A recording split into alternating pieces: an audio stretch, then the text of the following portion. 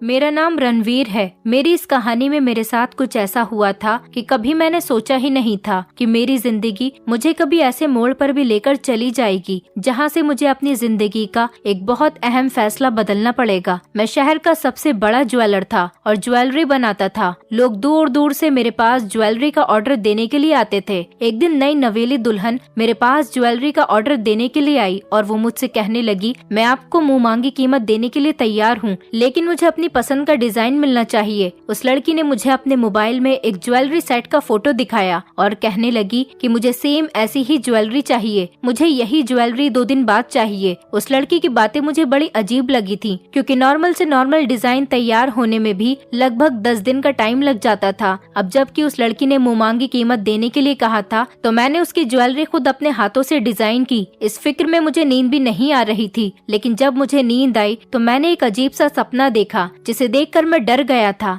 मैंने सपने में देखा कि वो लड़की बहुत परेशान है और बहुत टेंशन में है। ऐसा लग रहा है जैसे वो अपनी जिंदगी में खुश नहीं। वो लड़की मुझसे कहने लगी कि मैं तुम्हें कभी माफ नहीं करूंगी, तुमने मेरे साथ बहुत गलत किया। इस सपने ने मुझे इतनी बुरी तरह से डरा कर रख दिया था कि मैं घबराकर उठकर खड़ा हुआ और फिर उसके बाद से ही मेरी रातों की नींद उड़ गई थी। मैं जब भी रात को सो जाता तो मुझे सपने में वही लड़की दिखाई देने लगी। बचपन से ही हमने बड़ी गरीबी देखी थी। मैं लगभग 12 साल का था जब शॉर्ट सर्किट से हमारे घर में आग लग गई थी। जो बचा कुछ था वो भी सब जलकर राख हो गया था। हमारी गरीबी और ज्यादा बढ़ गई थी। मेरे परिवार में मेरे 2 भाई और 2 बहनें, लेकिन शायद हम सभी भाइयों की किस्मत एक जैसी है। हम तीनों भाई मिलकर अपने घर की किस्मत नहीं बदल सके। ये बचपन के दिन बड़े ही गरीबी में गुजरे थे। मेरे पिताजी को इसी टेंशन की वजह से हार्ट अटैक होने से उनकी मौत हो गई थी। अब हमारे सर से पिता का साया भी उठ चुका था। उन दिनों मुझे अपने पिताजी की सबसे ज्यादा जरूरत थी, क्योंकि मैं अपने घर का सबसे छोटा बेटा था। मेरी माँ भी बीमार रहने लगी थी। मुझे दुनिया की कोई समझ नहीं थी। दोनों बड़े भैया बहुत सीधे थे। हम तीनों भाइयों ने इतनी ज्यादा परेशानियां देखी थी कि हमारा अपने रिश्तेदारों पर से भी भरोसा उठ गया था। मेरे बड़े भैया शादीशुदा थे, जबकि छोटे कुंवारे थे और मैं तो तब सिर्फ 12 साल का ही था। बड़े भैया तो 10,000 रुपए महीना कमाते थे। उनकी कमाई से ही हमारा खर्च होता था। बाकी हम दोनों छोटे भाई कोई काम नहीं करते थे, क्योंकि पिताजी के होते हुए हमें कभी काम करने की जरूरत ही नहीं पड़ी। माँ मुझे हमेशा सिखाती है अपने घर और अपने घर वालों की हिफाजत की जिम्मेदारी किस तरह से निभाई जाती है, वो भी बदलती हुई जिंदगी के साथ साथ। बड़े भैया पिताजी के मरने के बाद घर की परेशानियां देखते हुए भाभी और बच्चों को लेकर किराए के घर में शिफ्ट हो गए थे। अब हम 2 भाई बचे थे। उसके बाद मेरे बीच वाले भैया ने भी अपनी मर्जी के मुताबिक शादी कर ली और वो भी बड़े भैया की तरह अपनी पत्नी को लेकर अलग घर में रहने के लिए चले गए। अब सबकी जिम्मेदारी मेरे ऊपर आ गई थी, लेकिन मैं अपनी माँ बहनों का साथ नहीं छोड़ सकता था। मैं उनको अकेला नहीं करना चाहता था। मैंने देख लिया था कि किस तरह से अपने बदल जाते हैं। मैं दुनिया के रंगों से अच्छी तरह से वाकिफ हो गया था। शायद यही वो वक्त होता है जब हम अपने अपनों और गैर में फर्क देख लेते हैं। माँ मुझे हमेशा यही सिखाती थी कि ये दुनिया बहुत बुरी है। मैंने हमेशा अपनी माँ का कहना माना था। मैं दुनिया की इन सब मतलबी बातों से बहुत अनजान था। अभी तो मेरी उम्र खेल कूद करने वाली थी। अभी तो मैं ठीक से जवान भी नहीं हुआ था। इसीलिए मेरी माँ मुझे छोटी उम्र में ही बड़ी बड़ी बातें सिखाने लगी थी। और फिर अपने भाइयों और रिश्तेदारों को देखकर भी मैंने सीख पकड़ ली थी कि जिम्मेदारियों से कभी भागना नहीं चाहिए। इन जिम्मेदारियों की वजह से कभी कभी हमारे अपने हमसे अलग हो जाते हैं। हमारे भाइयों ने हमारा हालचाल पूछना भी बंद कर दिया था। मेरी माँ कहती थी कि तुम हम माँ बेटी का अकेला सहारा हो। भाइयों से तो हमने उम्मीद लगाना ही छोड़ दिया था। लेकिन मेरे पिता का खानदान बहुत बड़ा था। पिताजी के होने तक तो सब लोग अपने थे, लेकिन उसके बाद धीरे धीरे सब अलग होते चले गए। मेरी माँ का मायका भी बहुत बड़ा था,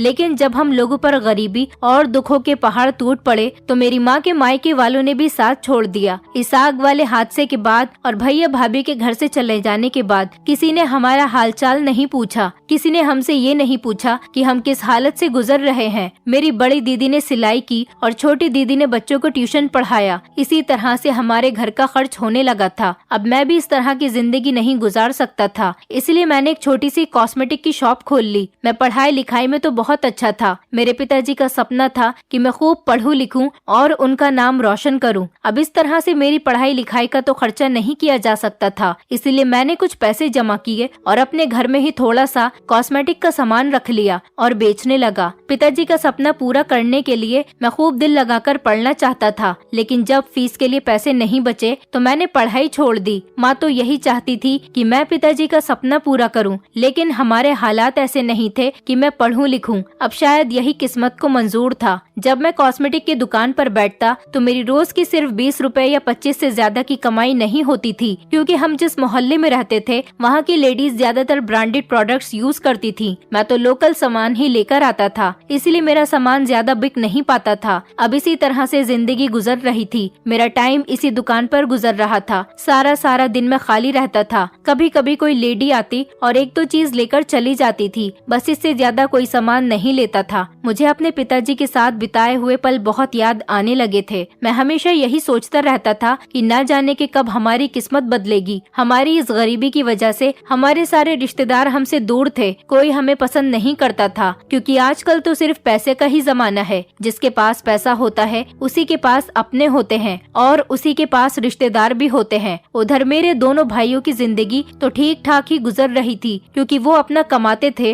और अपने परिवार पर लगाते थे। लेकिन कहीं न कहीं वो अपनी माँ और बहन भाइयों को भूले हुए थे। मेरी माँ को मुझसे बहुत उम्मीद थी। उन्हें नहीं पता था कि एक दिन उनके अपने दोनों बेटे इतना बदल जाएंगे कि कभी अपने परिवार को पलटकर ही नहीं देखेंगे। पिताजी के सामने तो किसी भाई की इतनी हिम्मत ही नहीं होती थी कि तेज आवाज में भी बात कर सके, लेकिन आज वो दोनों अपने परिवारों के साथ अलग हो गए थे। उन्हें हम लोगों की कोई फिक्र नहीं थी कि हम लोग किस तरह से अपना गुजारा कर रहे हैं। एक वो टाइम था और एक ये टाइम है जब हमारा कोई अपना नहीं। बहनों का भी रो रो कर बुरा हाल हो गया था, क्योंकि वो दोनों बहुत मेहनत करती थी, फिर भी घर का खर्च पूरा नहीं हो पा रहा था। मैं कहीं बाहर जाता काम ढूंढने के लिए तो मेरी उम्र देखते हुए मुझे काम नहीं दिया जाता था। अब हमारा गुजारा बहुत मुश्किल हो गया था। इस तरह से तो कुछ दिन जैसे तैसे गुजर रहे थे और घर का खर्च भी बस बड़ी मुश्किल से चल रहा था। फिलहाल मजबूर होकर मुझे कुछ करना ही पड़ा। मेरे एक दोस्त के पिताजी की ज्वेलरी की दुकान थी। मैं उनकी दुकान पर चला गया और मैंने उनसे बहुत रिक्वेस्ट की कि वो मुझे नौकरी पर रख ले। अगर वो मुझे कम पैसे देंगे तब भी चलेगा, क्योंकि काम न मिलने से तो अच्छा था कि कम पैसे ही आ जाएं। फिलहाल मेरे दोस्त के पिताजी ने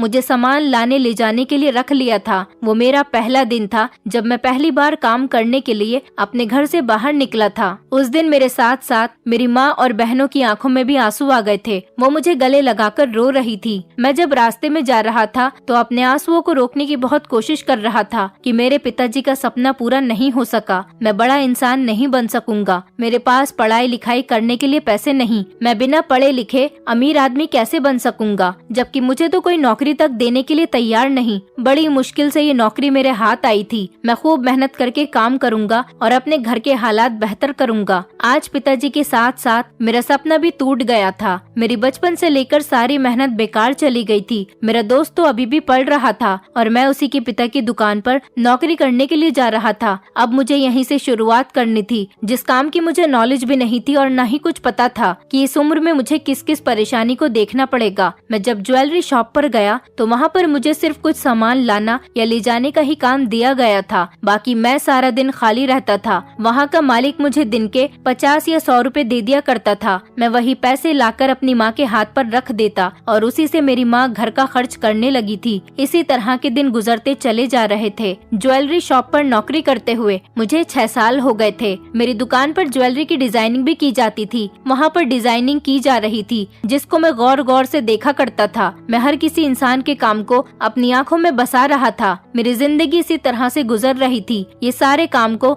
धीरे धीरे अपने दिमाग में लेता और सब कुछ समझता चला जा रहा था। दिन में 100 रुपए की मजदूरी से अब मेरे 300 रुपए दिन की मजदूरी हो गई थी और मैं 18 साल का हो गया था। फिर एक दिन दुकान के मालिक बहुत ज्यादा परेशान नजर आ रहे थे, क्योंकि ज्वेलरी के डिजाइन को लेकर मालिक के पास बहुत शिकायतें आने लगी थी, क्योंकि मार्केट में फैंसी चीजों की डिमांड थी और ज्वेलरी के डिजाइन काफी पुराने टाइप के बनने लगे थे। एक दिन मैंने मालिक से जिद की कि मैं ज्वेलरी का डिजाइन तैयार करूंगा। मालिक को मेरी बात पर यकीन नहीं आ रहा था। उन्होंने मुझे डिजाइन बनाने से मना किया, लेकिन मैंने खुद अपनी मर्जी के मुताबिक एक ज्वेलरी सेट बनाया तो वो डिजाइन मालिक को बहुत पसंद आया था। मैंने खूब मेहनत की और उसके बाद मालिक को अपने नए नए डिजाइन बनाकर दिखाए। मालिक को मेरा काम बहुत पसंद आने लगा था। इसी तरह से मालिक ने धीरे धीरे मुझसे खुश होकर मेरी सैलरी भी बढ़ा दी। हमारे घर के हालात काफी बेहतर होते चले जा रहे थे। मैं बहुत मेहनत से काम कर रहा था। मेरी सैलरी 300 रुपए दिन की मजदूरी से अब 40,000 रुपए महीना हो गई थी। अब मेरी बहनों को भी काम करने की जरूरत नहीं होती थी। मैं अपने पैसे ले जाकर अपनी माँ को देता। मेरी माँ ने मेरी बहनों का दहेज इकट्ठा किया। दोनों दीदी की उम्र ज्यादा हो गई थी, इसीलिए मेरी माँ ने अच्छा सा रिश्ता देखकर दोनों बहनों की शादी एक साथ कर दी। अब जब मैं घर आता तो माँ मुझे देखकर बहुत खुश होती थी। उनकी खुशी देखकर मेरी सारी थकान उतर जाती थी। ऐसा लगता था मेरी सारी मेहनत वसूल हो गई। इतने सालों से जो मैं काम कर रहा था, आज उसी काम ने मेरे घर के हालात बेहतर कर दिए थे। मालिक की तबीयत खराब रहने लगी थी। उन्होंने दुकान का सारा काम मेरे कंधों पर डाल दिया था। मेरा दोस्त तो पढ़ने के लिए अमेरिका चला गया था, क्योंकि इसी तरह से हमारी जिंदगी गुजर रही थी और मैं 24 साल का हो गया था। मेरी दोनों बहनें भी अपनी अपनी ससुराल में बहुत खुश थीं। 12 साल से लेकर 24 साल तक की उम्र का ये सफर बहुत मेहनत वाला रहा था। एक दिन अचानक ही मालिक की मौत हो गई। मेरा दोस्त मालिक का इकलौता बेटा था। उनकी पत्नी भी इस दुनिया में नहीं थी। मेरे दोस्त ने आकर अपने पिता की दुकान संभाल ली थी। मैंने भी कुछ पैसे जमा किए और एक दुकान किराए पर ली और उसमें अपनी अलग ज्वेलरी की शॉप खोल ली। मैंने अपनी शॉप पर अपने बनाए हुए डिजाइन की ज्वेलरी बेचना शुरू किया। मेरी ज्वेलरी शॉप इतनी ज्यादा फेमस हो गई कि लोग दूर दूर से मेरे पास ज्वेलरी का ऑर्डर देने के लिए आने लगे थे। मेरी जिंदगी पूरी तरह से बदल कर रह गई थी और हमारी जिंदगी में खुशियाँ वापस लौट कर आ गई थी। मैंने अपनी उस किराए की दुकान को भी खरीद लिया। उसके बाद 2 मकान और खरीद लिए। मैं बहुत बड़ा ज्वेलर बन गया, जिसका शहर में सबसे ज्यादा नाम था। लोगों का कहना था कि मेरी दुकान पर अच्छे डिजाइन और कम रेट में अच्छी ज्वेलरी मिल जाती है। अब मैंने सिंपल ज्वेलरी का काम छोड़कर हैवी ज्वेलरी बनाना शुरू कर दिया, क्योंकि शादी के सीजन में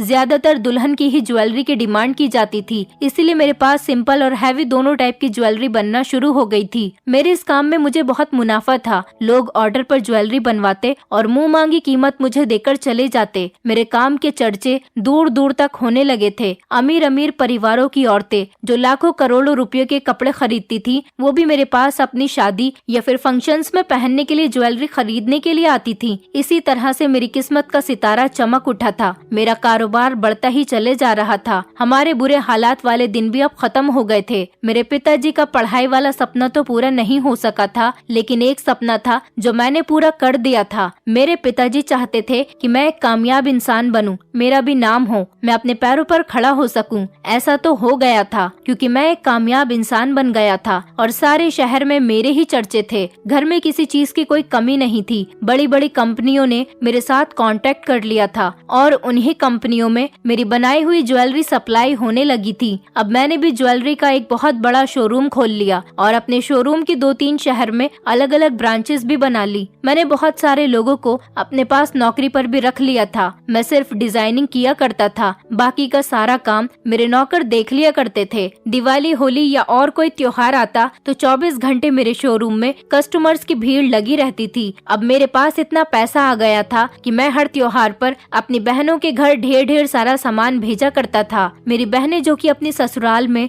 बड़ी इज्जत के साथ रहती थीं, अब डबल खुश रहने लगी थीं, क्योंकि उनके परिवार में उनकी इज्जत और भी ज्यादा होने लगी थी। मेरे भाइयों ने भी अब हमारे घर आना जाना शुरू कर दिया था, लेकिन मैंने अपने भाइयों से कुछ नहीं कहा, क्योंकि वो मेरे भैया होने के साथ साथ मेरी माँ के बेटे भी थे। वो हमारे घर में आते थे। कोई बात नहीं, मेरा दिल भी अब बहुत सुकून से हो गया था। जो खुशी मैं अपनी माँ और बहनों को देना चाहता था, वो खुशी अब उन्हें मिलने लगी थी। लेकिन अब मेरी माँ की चाहत थी कि वो मेरी शादी करना चाहती थी। माँ अब हमेशा मुझसे शादी करने की जिद करने लगी थी, लेकिन मैं भी शादी नहीं करना चाहता था। मेरा इरादा था कि मैं अपने काम को और आगे तक लेकर जाऊं, लेकिन माँ ने कहा कि बस मैं तुम्हारे लिए लड़की ढूंढ लूंगी, तुम मुझे लड़की ढूंढने की परमिशन दे दो। पर मैं तो अभी और आगे तक जाना चाहता था, इसलिए हर बार अपनी माँ को मना कर दिया करता था। एक दिन माँ ने मुझसे बहुत जिद की और वो रोने लगी, कहने लगी कि मैं अब इस घर में अकेली रहने लगी हूँ। बेटियों की भी शादी हो गई है। मैं बड़ी बहुओं को इस घर में लाना नहीं चाहती, क्योंकि जिन्होंने हमारा परेशानी के वक्त में साथ नहीं दिया, उनसे अब हमारी दूरी ही बेहतर है। मैं अब अपने सबसे छोटे और लाडले बेटे की शादी देखना चाहती हूँ। उसके बाद माँ ने मुझे जो बात बताई, उसे सुनकर तो मेरे पैरों तले से जमीन निकल गई थी। मैं सारी जिंदगी अकेले गुजार सकता था, लेकिन मैं इस बात के लिए कैसे मान सकता था।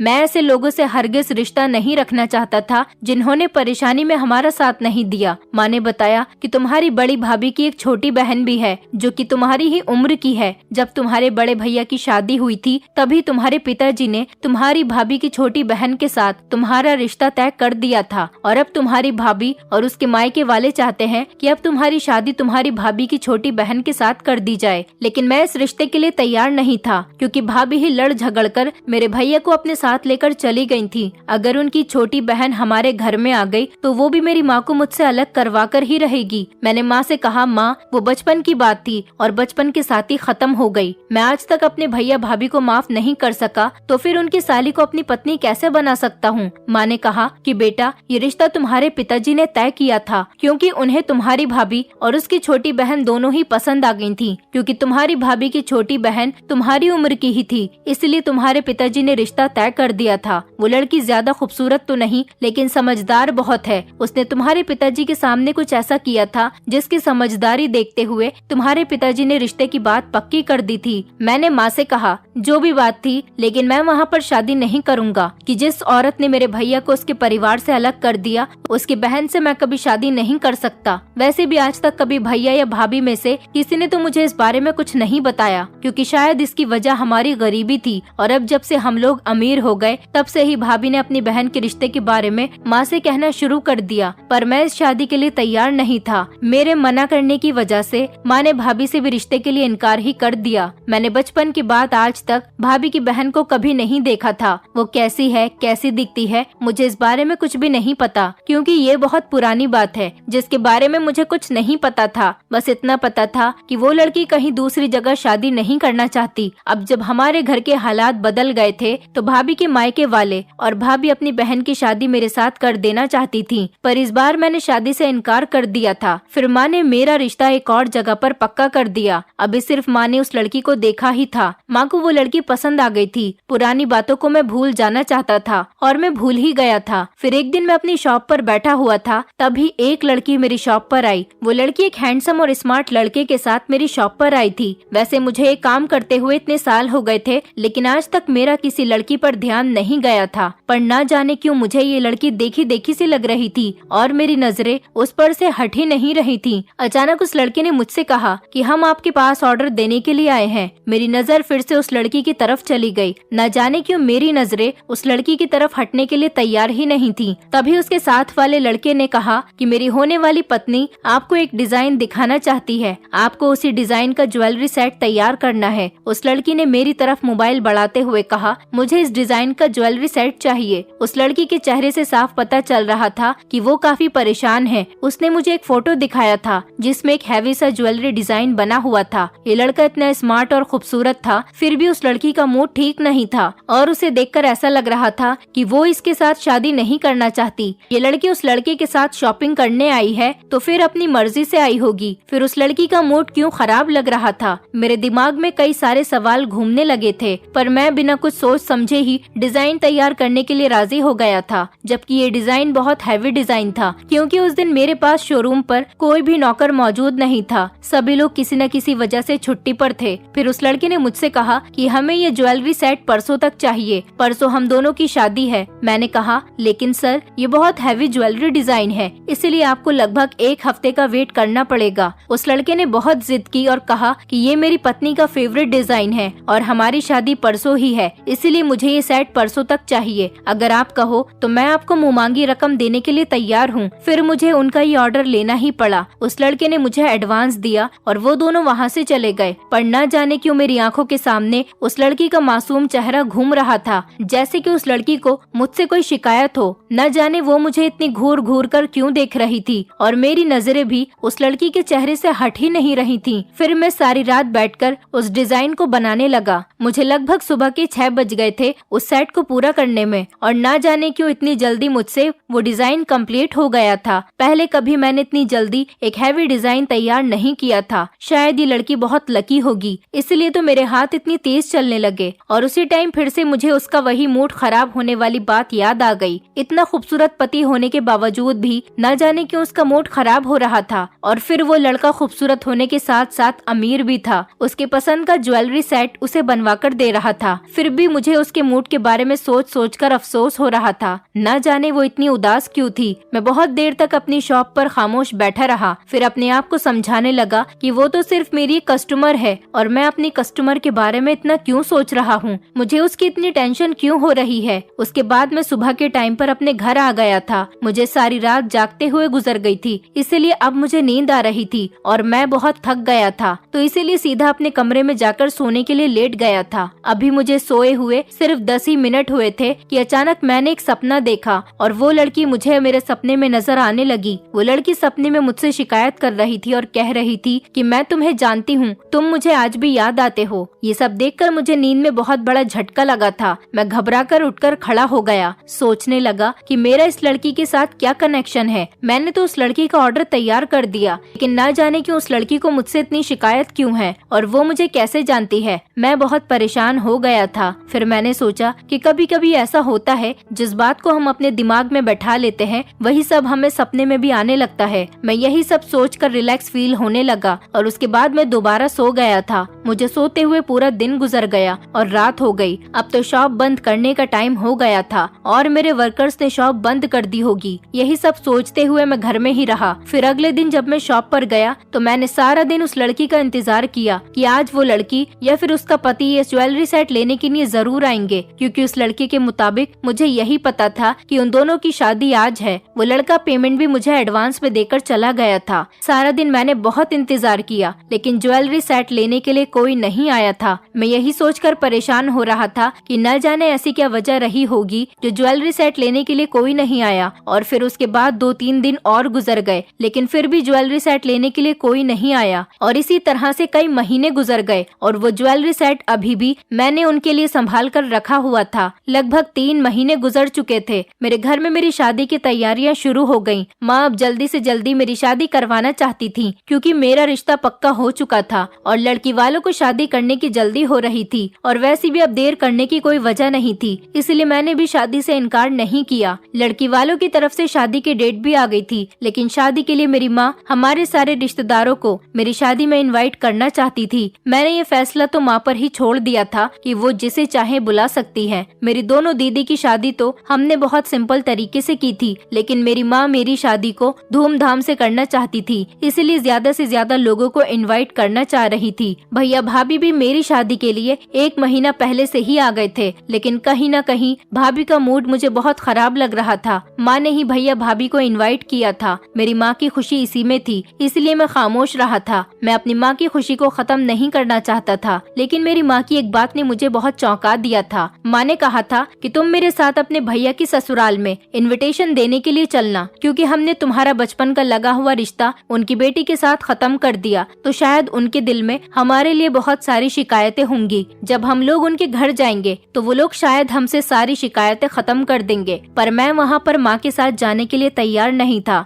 मैंने माँ से कहा, आप भाभी को उनके मायके लेकर चली जाओ इनविटेशन देने के लिए, लेकिन मैं नहीं जाऊंगा। मैं किसी भी हाल में भाभी के मायके नहीं जाना चाहता था, क्योंकि मैं अपने दोनों भाइयों और उनकी पत्नियों से भी बात नहीं करता था। मैंने जब माँ से साफ इनकार कर दिया तो माँ और मेरी भाभियाँ अपने मायके में इनविटेशन कार्ड लेकर चली गयी और उन लोगों ने खुशी खुशी इनविटेशन एक्सेप्ट कर लिया। मुझे लगा कि जब हालात बदलते हैं तो सबसे पहले रिश्तेदार बदल जाते हैं, फिर हालात अच्छे हो या बुरे, रिश्तेदारों के बिहेवियर भी हालात के अकॉर्डिंग हो जाते हैं। हमारे घर में चारों तरफ शादी का माहौल छाया हुआ था। मेरी दीदियाँ तो मेरी शादी से बहुत खुश थीं। रिश्तेदारों का आना जाना लगा हुआ था। मैं दिन में ज्यादातर अपनी शॉप पर ही होता था और सिर्फ रात को ही घर आता था। इन दिनों शादियों का सीजन चल रहा था, इसलिए शॉप पर भी भीड़ भाड़ रहने लगी थी। अचानक ही मुझे किसी काम से घर आना पड़ गया। तभी मैंने देखा कि हमारे घर में लड़कियों का पूरा ग्रुप बैठा हुआ था। वो सारी मेरी दीदी की फ्रेंड्स और कुछ उनकी बहनें थीं। मेरी दोनों बहनों ने अपनी फ्रेंड्स को बुलाया हुआ था और फ्रेंड्स की बहनों को भी इनवाइट किया था और आसपास मोहल्ले की भी लड़कियों को इनवाइट किया गया था। मुझे देखते ही वो लोग मुझे कॉन्ग्रेचुलेशंस बोलने लगी, लेकिन अचानक मेरी नजर एक तरफ एक लड़की पर गई जो एक साइड में बैठी हुई थी और बड़ी खामोश लग रही थी। मेरा ध्यान पहले तो इस लड़की की तरफ नहीं गया, पर जब मेरी बड़ी दीदी ने उस लड़की से कहा कि आओ तुम भी हमारे साथ एंजॉय करो, जब से आई हो यहाँ पर अकेली ही बैठी हो, चलो हमारे साथ एंजॉय करो, तब मेरा ध्यान उस लड़की की तरफ गया। लेकिन जब मैंने उसे गौर से देखा तो मेरे पैरों तले से जमीन निकल गई। उसे देखते ही मेरे होश उड़ गए थे और मुझे अपनी आंखों पर यकीन नहीं आ रहा था। ऐसा लगा जैसे मुझे अपनी आंखों पर विश्वास नहीं हो रहा।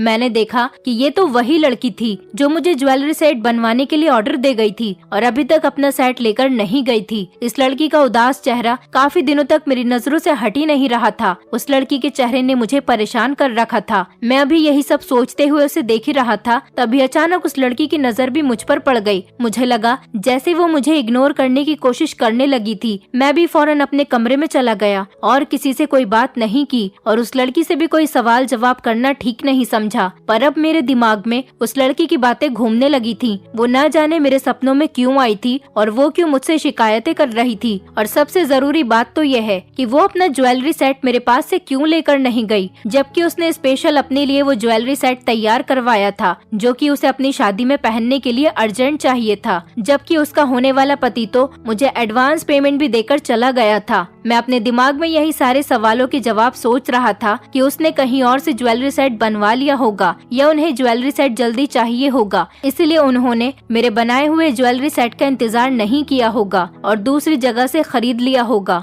और सबसे ज्यादा हैरान कर देने वाली बात तो ये थी कि वो लड़की हमारे घर में क्या कर रही थी और आज भी इतनी अपसेट क्यों है। और आज भी ये सब जानने के लिए मैं बहुत बेचैन हो रहा था, लेकिन मुझे अपना इतना बेचैन होने वाली वजह समझ नहीं आ रही थी। मेरा उस लड़की से ऐसा क्या कनेक्शन था जिस वजह से मैं उसके लिए इतना बेचैन हो रहा था। शायद मुझे उसके सपने में कही हुई बात ने बहुत परेशान कर दिया था। मैं बहुत देर तक उसे उसकी ज्वेलरी सेट देने के लिए सोचता रहा क्योंकि मैं उसका ज्वेलरी सेट अपने घर पर लेकर आ गया था, लेकिन मेरी उस लड़की से बात करने की हिम्मत नहीं हो रही थी। मैं उस लड़की से बात करना चाहता था, लेकिन उससे बात कैसे करूं? मेरे घर में तो इतने सारे लोग मौजूद थे। अचानक ही मेरी एक पर्सनल कॉल आ गई। मैं अपनी कॉल अटेंड करने के लिए अपने कमरे में चला गया, लेकिन जब मैं कॉल से फ्री होकर बाहर आया तो वो लड़की गायब हो गई थी और वो मुझे अपने घर में कहीं नजर नहीं आ रही थी। ऐसा लग रहा था जैसे वो यहाँ से जा चुकी है। मेरी शादी में अभी 3 दिन बाकी थे और घर में गाने बजाने का फंक्शन हो रहा था। मेरी दीदी और भाभी सारी लड़कियों और औरतों को घर बुलाकर खूब नाच गाना कर रही थी। मैंने सोचा कि कल अगर वो लड़की हमारे घर आई तो मैं किसी तरह से उसका ज्वेलरी सेट उसे वापस कर दूंगा, क्योंकि मेरे पास उस ज्वेलरी सेट के पैसे आए हुए थे,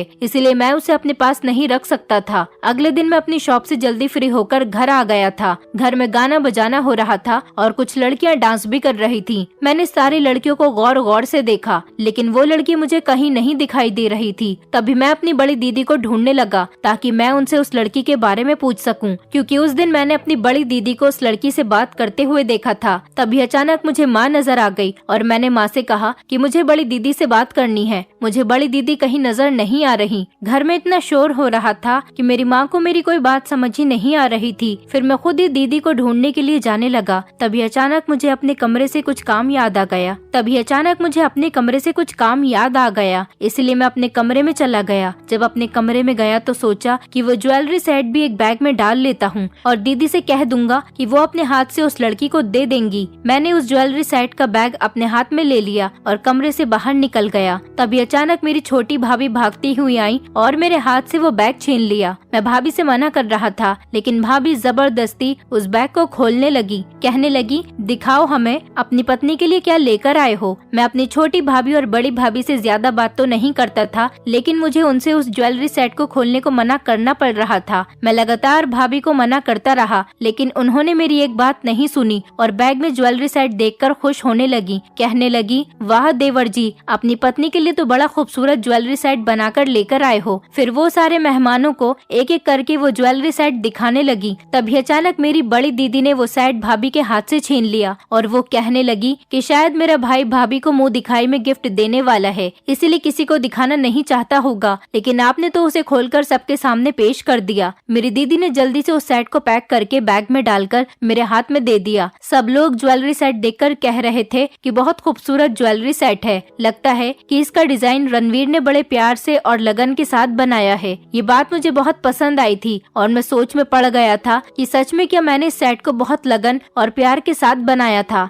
ऐसा लग रहा था जैसे कि ये सेट बहुत स्पेशल है, लेकिन सोचने वाली बात ये भी थी कि मैं क्यों उस लड़की के लिए इतने प्यार और लगन के साथ सेट तैयार करूंगा। मैं तो उस लड़की को जानता तक नहीं था और वैसे भी शायद इस लड़की की शादी हो गई है। ये लड़की अपने होने वाले पति के साथ मेरी शॉप पर आई थी। फिर न जाने क्यों मेरे दिल में उस लड़की के लिए फीलिंग्स उभर कर आ रही थी। घर के सारे लोग ये ज्वेलरी सेट देख चुके थे। मैंने सबसे कहा कि दीदी ठीक कह रही है, ये मेरे कस्टमर का सेट है, ये मुझे अपने कस्टमर तक पहुंचाना है। कुछ दिन तक वो कस्टमर ये ज्वेलरी सेट लेकर नहीं गई थी, इसलिए अभी तक ये ज्वेलरी सेट मैंने संभाल कर रखा हुआ था। मेरी दीदी मेरा हाथ पकड़कर मुझे कमरे में ले गई और कहने लगी कि रणवीर, तुम्हें मुझसे कुछ पर्सनल बात करनी थी, बताओ क्या बात है। दीदी को मैंने बताया कि मुझे आपसे उस लड़की के बारे में पूछना है जिससे आप उस दिन बात कर रही थी। वो लड़की कौन है? आप उस लड़की को कैसे जानती हो? दीदी समझ नहीं पा रही थी कि मैं किस लड़की की बात कर रहा हूँ। जब मैंने उनको काफी देर तक समझाया और उनको उस लड़की की पहचान बताई तो फिर वो समझ गयी, और उसके बाद उन्होंने जो मुझे बताया वो मेरे होश उड़ा देने के लिए काफी था। वो मेरे भैया की साली थी जिससे मेरा रिश्ता 10 साल की उम्र में फिक्स हो गया था। दीदी ने जब मुझे बताया तो मुझे अचानक इस बात को सुनकर शॉक लग गया था। मुझे पहली बार किसी लड़की को रिजेक्ट करके अफसोस हो रहा था। वो जितनी मासूम और अपसेट नजर आ रही थी, शायद वो उस लड़के के साथ शादी करके खुश नहीं थी। क्या पता वो लड़का देखने में खूबसूरत था, क्योंकि हर इंसान की खूबसूरती से आप उसके नेचर का अंदाजा नहीं लगा सकते। ऐसा भी तो हो सकता है कि वो देखने में खूबसूरत हो और उसका नेचर बहुत खराब हो, उसका बिहेवियर इस लड़की के साथ ठीक नहीं रहता हो। यही वजह हो उसके अपसेट रहने की। उसके पेरेंट्स ने तो लड़का अच्छा और स्मार्ट देखकर उसकी शादी कर दी होगी, लेकिन ये बात तो बाद में पता चलती है कि लड़की का नेचर और उसका बिहेवियर कैसा है। शायद इसमें मेरी भी कुछ गलती थी, पर अफसोस करने से कोई फायदा नहीं था। अब तो उस लड़की की शादी हो चुकी है और अब तो मेरी भी शादी होने वाली है। अब पुराना टाइम हाथ से निकल चुका। मैं चाहकर भी उस लड़की को दिलासा नहीं दे सकता था। दीदी तो ये सारी बात बताकर मुझे जा चुकी थी, लेकिन मैं अभी इन्हीं सब बातों में खोया हुआ था। आज मेरी हल्दी सेरेमनी थी। मेहमान आने शुरू हो गए थे और मेरी भाभी के मायके वालों के साथ वो भी हमारे घर पर आई थी। मैं जैसे ही अपने कमरे से बाहर निकला तो वो लड़की हमारे घर आई हुई थी। मैंने उस लड़की से बात करने की कोशिश की, मेरी उससे नजर मिलाने की हिम्मत ही नहीं हो रही थी। मैंने कहा, आपका ज्वेलरी सेट मेरे पास है, आप मेरे साथ मेरे कमरे में चलो, मैं आपका ज्वेलरी सेट आपको दे देता हूँ। अगर बाहर सब लोगों के सामने दूंगा तो कोई हमें गलत समझेगा। वो मेरे साथ मेरे कमरे में चली गई तो मैंने अपनी कबर्ड से निकालकर उसे उसका ज्वेलरी सेट दे दिया और कहा कि आप अपनी शादी में पहनने के लिए ये ज्वेलरी सेट क्यों नहीं लेकर गयी? ये तो आपने पर्सनली अपनी शादी के लिए बनवाया था। ये मेरे पास काफी टाइम से रखा हुआ है। आप मुझे अपने घर में दिखाई दे गयी तो मैंने सोचा कि मैं आपकी अमानत आपको लौटा देता हूँ। वो ज्वेलरी सेट को देखकर खामोश हो गई और कुछ देर के बाद कहने लगी कि मुझे ये ज्वेलरी सेट नहीं चाहिए, क्योंकि अब ये मुझे नहीं पहनना और न ही मुझे इसकी जरूरत है। आप ये मेरी तरफ से अपनी वाइफ को गिफ्ट कर देना। मैंने कहा, नहीं, ये आपके हस्बैंड ने आपकी डिमांड पर मुझसे डिजाइन करवाया था। ये आपकी पसंद का सेट है और आपके पति ने मुझे इसके पैसे भी दिए। मैं ये ज्वेलरी सेट अपने पास कैसे रख सकता हूँ? तो वो रोने लगी और कहने लगी, वो लड़का मेरा पति नहीं है। मैंने बड़ी हैरानी से उसकी तरफ देखा और कहा कि तो फिर वो आपको अपनी होने वाली पत्नी क्यों कह रहा था? उस लड़की ने बताया कि मेरी शादी उस लड़के के साथ होने वाली थी, पर मुझे वो लड़का पसंद नहीं आया, इसीलिए मैंने अपने माता पिता से इस शादी के लिए इनकार कर दिया। मैंने पूछा कि इसका क्या मतलब है? आपकी शादी को तो 2 दिन रह गए थे, आपने अपनी शादी से 2 दिन पहले शादी के लिए इनकार क्यों कर दिया? तो वो कहने लगी, बस मुझे वो लड़का पसंद नहीं था और न ही मुझे उससे शादी करनी थी। ये सब सुनकर तो मैं चौंक गया था, क्योंकि उस लड़की के अंदर ना तो कोई कमी थी और न ही वो देखने में बुरा लग रहा था, बल्कि वो तो स्मार्ट था और अपनी होने वाली पत्नी की डिमांड पर इतना महंगा ज्वेलरी सेट भी डिजाइन करवा रहा था। मैंने कहा कि क्या उस लड़के में कोई कमी थी या फिर वो आपको परेशान करता था, जिस वजह से आपने उससे शादी करने के लिए इनकार कर दिया? तो वो लड़की कहने लगी, नहीं, उस लड़के में ना ही तो कोई खराबी थी और ना ही वो मुझे किसी तरह से परेशान करता था। मैंने उस लड़के से कहा कि आप मुझे माफ कर दो, मैंने आपका बहुत दिल दुखाया, मैंने आपको रिजेक्ट कर दिया, लेकिन आपने शादी क्यों नहीं की? कि ये जो भी प्रॉब्लम्स थी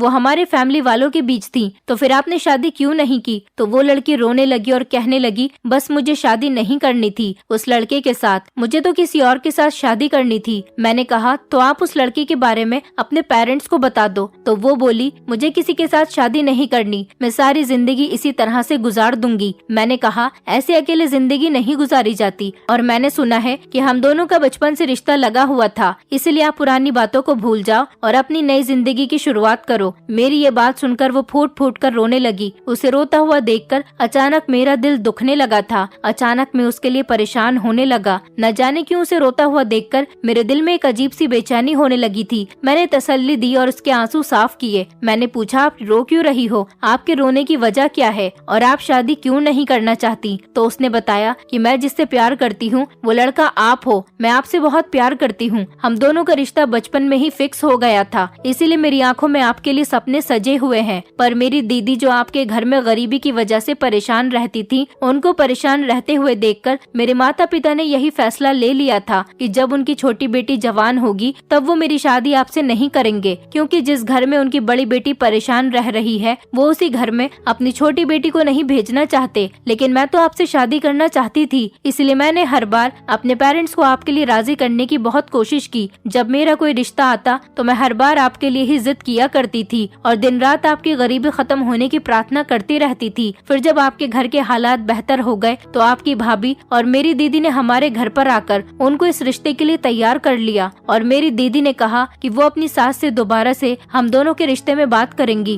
पर शायद ऐसा होना मेरे भाग्य में नहीं लिखा था। इसलिए जब आपकी माँ ने हम दोनों के रिश्ते के लिए आपसे बात की तो आपने हम दोनों के रिश्ते से इनकार कर दिया और अब मेरी आखिरी उम्मीद भी टूट गई, क्योंकि अब जब मेरे पेरेंट्स हमारे रिश्ते के लिए मान गए थे तो आप राजी नहीं हुए। और फिर मैंने अपने पेरेंट्स से कहा कि आप जहाँ चाहे मेरा रिश्ता तय कर सकते हो। मेरे पिताजी ने मेरा रिश्ता मेरे भैया के दोस्त के साथ तय कर दिया था, जो कि बहुत स्मार्ट और अमीर था। उस लड़के में कोई कमी नहीं थी। मेरे पिताजी ने मेरे लिए कोई गलत फैसला नहीं किया था, क्योंकि इस लड़के में किसी तरह की कोई कमी नहीं थी और ये रिश्ता मेरे लिए बिल्कुल परफेक्ट था। पर जब वो मुझे आपकी शॉप पर ज्वेलरी सेट डिजाइन करवाने के लिए लेकर गया तो मुझे हम दोनों का बचपन वाला रिश्ता फिर से याद आ गया। हम दोनों ने अपना बचपन तो अनजान बनकर गुजार दिया, क्योंकि हमारी फैमिली में हम दोनों के रिश्ते की बातें होती थी और इसी वजह से हमेशा मेरे दिल में आपके लिए मोहब्बत जागती रहती थी। लेकिन जब मेरी शादी का टाइम आया तो मैंने इस शादी से इनकार कर दिया और कह दिया कि मुझे वो लड़का पसंद नहीं। मैंने ठान लिया था कि जब तक आपकी शादी नहीं हो जाती मैं कहीं भी शादी नहीं करूंगी, क्योंकि जब तक आपकी शादी नहीं हो रही मुझे तब तक एक उम्मीद ये है कि अभी आपकी शादी नहीं हुई, लेकिन जिस दिन आपकी शादी हो जाएगी उसके बाद मैं भी शादी कर लूंगी। उस लड़की की बातें सुनकर तो मैं हैरान रह गया था कि वो मुझसे इतनी मोहब्बत करती थी कि मुझसे 1000 गुना बेहतर लड़के के अंदर कमी निकालकर उसने अपनी शादी से इनकार कर दिया और मैंने अपनी भाभी की नाराजगी की उस बेचारी मासूम लड़की पर निकाल दी। एक बार भी उसके बारे में नहीं सोचा कि वो अभी भी मेरे दिल में अपनी बचपन वाली मोहब्बत को जगाए बैठी है। मैंने उसका हाथ पकड़ लिया और कहने लगा, अभी मेरी शादी नहीं हुई, मैं तुम्हारी उम्मीद को पूरा करना चाहता हूँ,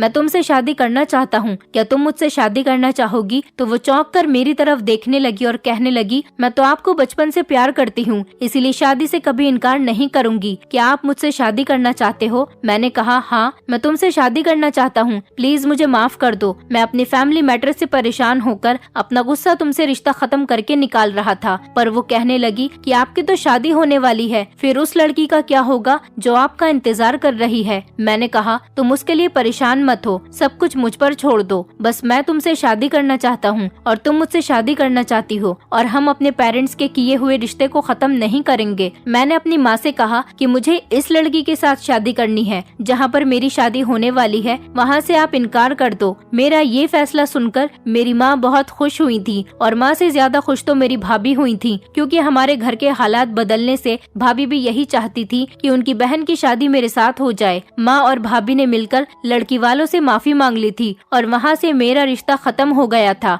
जिस दिन मेरी शादी होने वाली थी और जिस मंडप में मेरी शादी होने वाली थी, मेरी शादी उसी दिन हुई और उस लड़की के साथ नहीं जिससे शादी होने वाली थी, बल्कि उसके साथ जो मुझे बचपन से प्यार करती थी। अब मैं अपनी पत्नी के साथ बहुत खुश हूँ, क्योंकि मुझे एक ऐसी लड़की मिली जो मेरी अमीरी से मुझे प्यार नहीं करती थी, बल्कि बचपन से ही मुझे चाहती थी। मेरी पत्नी को मुझसे कोई लालच और मतलब नहीं था। अगर उसे लालच होता तो वो मुझसे भी ज्यादा अमीर लड़के को कभी रिजेक्ट नहीं करती। मैं अपनी फैमिली से बहुत खुश हूँ और मेरे भैया भाभी भी हमारे घर में आकर रहने लगे। अब हम सब लोग एक साथ रहते हैं और मेरा बिजनेस भी बहुत अच्छा चल रहा है। दोस्तों, उम्मीद करती हूँ आपको हमारी कहानी पसंद आई होगी। कहानी पसंद आई है तो वीडियो को लाइक करें, चैनल पर नए हैं तो चैनल को सब्सक्राइब करें और हाँ, नोटिफिकेशन बेल को जरूर दबाएं ताकि अगली अपडेट सबसे पहले आपको मिले।